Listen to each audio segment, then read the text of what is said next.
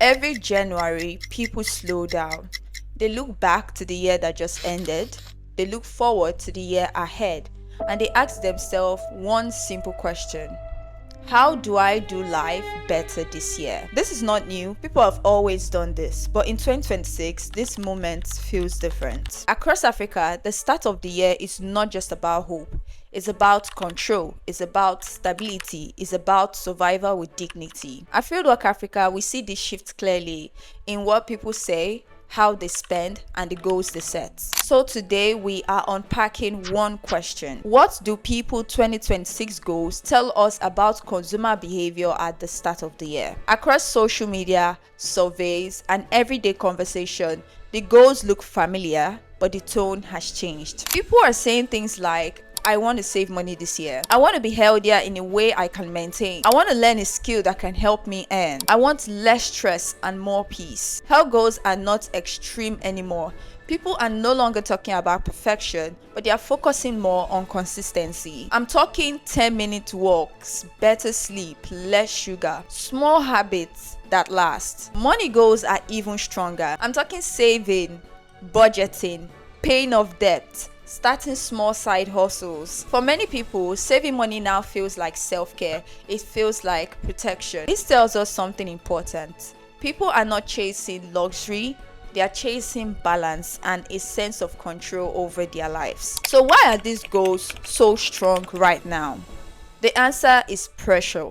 Across Africa, the cost of living is rising. Jobs are unstable, unemployment is high. Many people cannot rely on one source of income, so they hustle, they freelance, they sell online, they juggle multiple roles. Behavioral science helps us explain why all this peaks in January. January is a psychological reset point. It creates what experts call a fresh start effect. This helps people to separate their past self from their future self. The past mistake starts to feel lighter and change feels possible again. But here is the problem.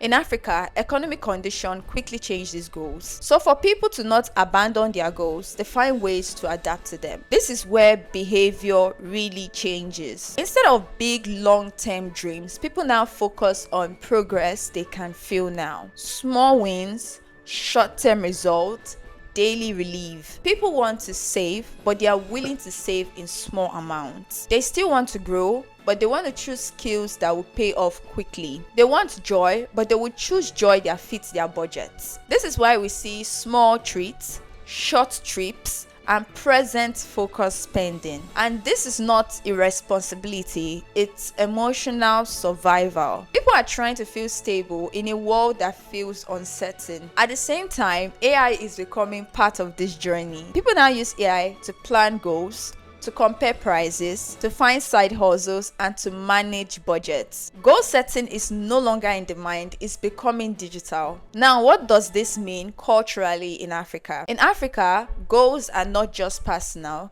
they are tied to family responsibility, faith, community, and purpose. People want to provide, they want to be dependable, they want to live in dignity. This makes Africa goal setting very practical but deeply meaningful. What does this mean for brands? People want value that they can see and feel. Brands that win in 2026 will help people save money, will help people earn money, will reduce daily stress, and will make life easier now. Big promises about the future is weaker and daily usefulness is stronger. If your brand does not help real life, it becomes optional. What does this mean for non-governmental organizations? People are already trying to improve their lives. They do not need motivation speeches, but they need support system. NGOs should focus on financial tools, income skills, practical training, and visible impacts. Financial stress is now a mental health issue and dignity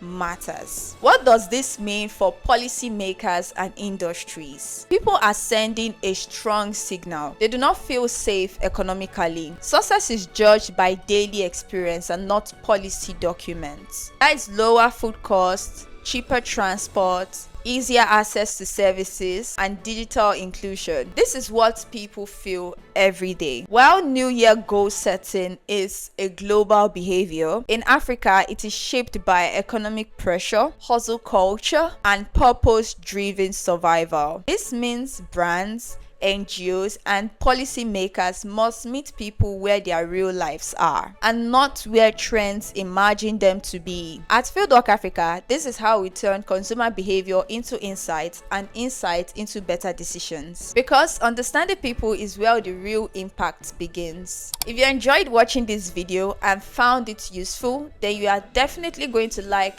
this video showing on your screen. Don't forget to like, share, and subscribe for more consumer insights and research-led stories from across Africa. Thank you for watching, and I will see you in the next one.